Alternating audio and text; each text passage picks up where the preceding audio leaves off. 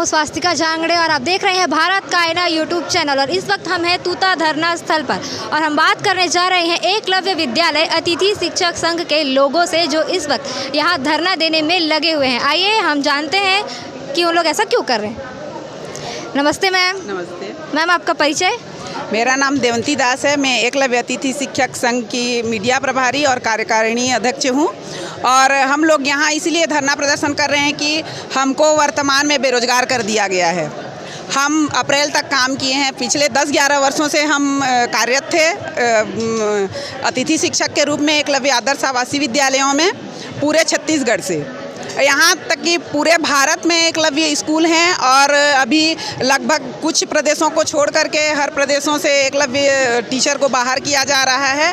और हम अभी बेरोजगार हो गए हैं, जून से हम घर पर ही बैठे हैं। इसलिए हम सरकार से गुहार लगा रहे हैं कि राज्य सरकार ने हमारी नियुक्ति की थी इन स्कूलों में, तो हम राज्य सरकार से अनुरोध करते हैं, विनती करते हैं कि हमको हमारे काम पर वापस रखा जाए। और अगर यह संभव नहीं है तो राज्य के किसी स्कूल में हमको पदस्थ किया जाए, चाहे आत्मानंद हो, स्कूल शिक्षा विभाग हो, ट्राइबल विभाग हो, और जो नॉन टीचिंग हैं उनको हॉस्टल वार्डन या और किसी इस तरह से के पोस्ट में उनको मतलब उनकी नियुक्ति की जाए और हमको बेरोजगार होने से बचाया जाए। क्योंकि हमने इतने सालों तक सेवा दी है, तो इसको देखते हुए ये राज्य की जिम्मेदारी है। और इसमें सिर्फ शासन की गलती नहीं है, प्रशासन की भी गलती है। जब NESTS दिल्ली द्वारा जानकारी मांगी गई तो हमको जीरो दिखाया गया वहाँ पे कि कोई टीचर नहीं है। तो अभी वर्तमान में 1660 शिक्षकों की टीचिंग और नॉन टीचिंग की भर्ती हुई है और हम लोग टोटल थे 630। तो वो चाहते तो हमको 630 को सुरक्षित करके बाकी पदों में भर्ती कर सकते थे, लेकिन उन्होंने हमारे इतने सालों की सेवा को भी अनदेखा किया। हमारे साथ किसी प्रकार की सहानुभूति नहीं बरती और न ही हमको अनुभव का अंक दिया गया, न ही किसी प्रकार की प्राथमिकता दी गई। जबकि विज्ञापन में दिखाया गया था क्या आप एकलव्य में कार्यरत हैं, तो हमने हाँ भरा था, फिर भी उसका हमको कोई लाभ प्राप्त नहीं हुआ और अभी के डेट में हम बेरोजगार होकर बैठे हैं। तो सरकार से हमको आशा भी है और हमारी विनती है, गुजारिश है कि हमको वो रोजगार दे। हम जरूरी नहीं है कि हमको एकलव्य विद्यालय में ही दे, हमको राज्य के किसी भी विद्यालय में हमको पदस्थ कर दे, हम उसमें खुश रहेंगे। जी, आपका धन्यवाद। सर, आप क्या कहना चाहेंगे इस हड़ताल के बारे में? देखिए मैम, आज हमारा ये आंदोलन का चौथा दिवस है और हम 2 सूत्री मांग को लेकर यहाँ आंदोलन में लगातार कार्यरत हैं। हमारा मांग यही है मैम कि हमारा 2 सूत्री मांग पूरा हो। सरकार हमसे यही बोलती है कि सबको न्याय देते हैं, सबको रोज़गार देते हैं, लेकिन आज हमारा परिस्थिति ऐसा बन गया है कि आज हम बेरोजगार हो गए हैं। वर्तमान परिस्थिति में कई हमारे विद्यालय के शिक्षक ऐसे हैं जिसका अभी अभी शादी हुआ है, कई लोगों का शादी लगने के बाद नौकरी का पता चला तो रिश्ता टूटा है। तो कहीं ना कहीं हमारा घर परिवार भी इससे इस नौकरी के चलते प्रभावित हुआ है, तो जो कि हमारे लिए बहुत ही दुखद परिस्थिति है। और एकलव्य विद्यालय का उद्देश्य है मैम कि ट्राइबल जो आदिम जाति विभाग के जो ट्राइबल के बच्चे हैं उनको शिक्षा देना। और हमारे शिक्षक लगातार हम लोग शिक्षा देते आए हैं, यहाँ तक का हमारे पढ़ाए बच्चे नेशनल पे, स्टेट लेवल पे भी पार्टिसिपेट किए हैं और फर्स्ट, सेकंड, थर्ड प्राइज़ लाए हैं। तो हमें कोई भी क्वालिटी की कमी नहीं है, हम भी उतने ही मेहनत करते हैं, उससे ज़्यादा मेहनत करते हैं, क्योंकि हम आदिवासी आवासीय विद्यालय में रहते हैं। आवासीय विद्यालय का उद्देश्य है कि 24 घंटा बच्चों की निगरानी करना।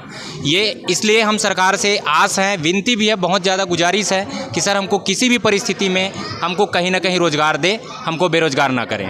धन्यवाद। आप क्या कहना चाहेंगे कि ये धरना और कब तक चलने वाला है? धरना तो अब आगे और चलेगा, लेकिन अभी कल तक का और है, आगे हम लोग फिर प्लान करते हैं कि उसके बाद हम लोग सरकार को अल्टीमेटम देंगे। यदि वो हमारी बात को नहीं मानते हैं तो हम एक और मीटिंग करेंगे, उसके बाद आगे निर्णय लेंगे। फिर हम अनिश्चितकालीन हड़ताल में बैठेंगे जब तक सरकार हमारी मांगे नहीं पूरी करती है। इसलिए हम थोड़ा सा वेट करेंगे, क्योंकि अभी मानसून सत्र भी आने वाला है 22 जुलाई से, उसमें भी सरकार हमारे बात रखती है वहाँ पर और हमारी कोई व्यवस्था करती है तो ठीक है, नहीं तो आगे हम फिर अपना जो आंदोलन है वो जारी रखेंगे। देखिए मैडम, सरकार के द्वारा जो है PM श्री करके विद्यालय खोला जा रहा है, बहुत सारे विद्यालय को डेवलप किया जाएगा। जैसे आत्मानंद का इंफ्रास्ट्रक्चर बढ़ाया गया तो वहाँ की सुविधाएं अच्छी हुई। तो जो PM श्री करके विद्यालय खोला जा रहा है वहाँ पर हमारे जो नॉन टीचिंग के जो शिक्षक हैं, संगीत शिक्षक है, काउंसलर है, नर्स हैं, ये काफ़ी साल से अनुभव उनको कार्य कर रहे हैं, उनको वहाँ पर मर्ज कर दिया जाए ताकि वहाँ की क्वालिटी अच्छी हो सके। जो हमारे हॉस्टल वार्डन है उसको हमारे जो ट्राइबल विभाग में इतने सारे जो छात्रावास हैं जिनको स्कूल शिक्षा विभाग के शिक्षक पढ़ाना छोड़कर वहाँ मैनेज कर रहे हैं, तो हमारे हॉस्टल जो वार्डन है उनको आप वहाँ पदस्थ कर दीजिए ताकि वो ज़्यादा उनका बेहतर तरीके से काउंसलिंग भी कर पाएंगे और उनकी देख रेख कर पाएंगे। क्योंकि उनको एकलव्य एकलव्य आदर्श आवासीय विद्यालय में 8, 9, 10 वर्षों से कार्य करने का अनुभव है, तो हमारे पास इतने अच्छे प्रशिक्षित जो टीचिंग और नॉन टीचिंग स्टाफ है, उनको अगर आप वहाँ नहीं रख सकते तो स्कूल शिक्षा विभाग है, ट्रैवल है, और आप जो PM श्री करके जो खो रहे हो, आप कह रहे हैं कि हम अच्छा इंफ्रास्ट्रक्चर देंगे, बच्चों को अच्छी सुविधाएं मुहैया कराएंगे, आप उन्हें वहाँ हमको डालिए ना, हमारे अनुभव का आप वहाँ पर इस्तेमाल कीजिए, क्योंकि हम तो एक विज्ञापन के माध्यम से आए हैं। एक शिक्षक में जो योग्यता होनी चाहिए, सारी योग्यता हमें है। तो आज हम 8 साल 10 साल से आपकी व्यवस्था का हम यहाँ पर साथी रहे हैं और आज हमें बेरोजगार कर दिए हैं, रोड पे आ गए हैं, तो ये अच्छी बात नहीं है। तो हम डबल इंजन की सरकार से वही हम गुहार लगाते हैं कि हमारी व्यवस्था रोजगार की जल्द से जल्द करे। और सर, सिर्फ डबल इंजन की सरकार कहने से नहीं होता है। आप डबल इंजन की सरकार है तो माइलेज अच्छा दीजिए, जो काम 2 महीने में होना है उसको आप 1 महीने में कीजिए, तब तो हमको पता चलेगा। जी, आपका बहुत बहुत धन्यवाद। प्राची पांडे हूँ मैं, एकलव्य अतिथि शिक्षक संघ की प्रदेश अध्यक्ष हूँ। हम लोगों का ये धरना इसलिए आयोजित किया गया क्योंकि हम पिछले 1 वर्षों से लगातार हम शासन के पास गुहार लगाए हैं, प्रशासन के पास गुहार लगाए कि हमको ये नौकरी से ना निकाला जाए। जैसे ही विज्ञापन आई 2023 में आई अक्टूबर में, तो हमने ये बीड़ा उठाया कि हमको इस नौकरी से निकलना नहीं है। हम लगातार शासन के पास जाते रहे, पुराने शासन थे उनके पास भी गए, वहाँ से हमको कुछ भी नहीं मिला।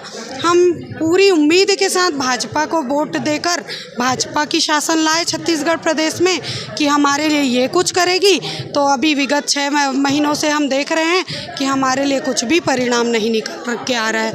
ऐसा नहीं है कि हम मंत्री से नहीं मिले या शासन या प्रशासन से नहीं मिले, हम कंटिन्यू 6 से 7 बार मुख्यमंत्री जी से मिले और हमारे जो विभागीय मंत्री जी हैं, नेताम जी, उनसे भी मिले।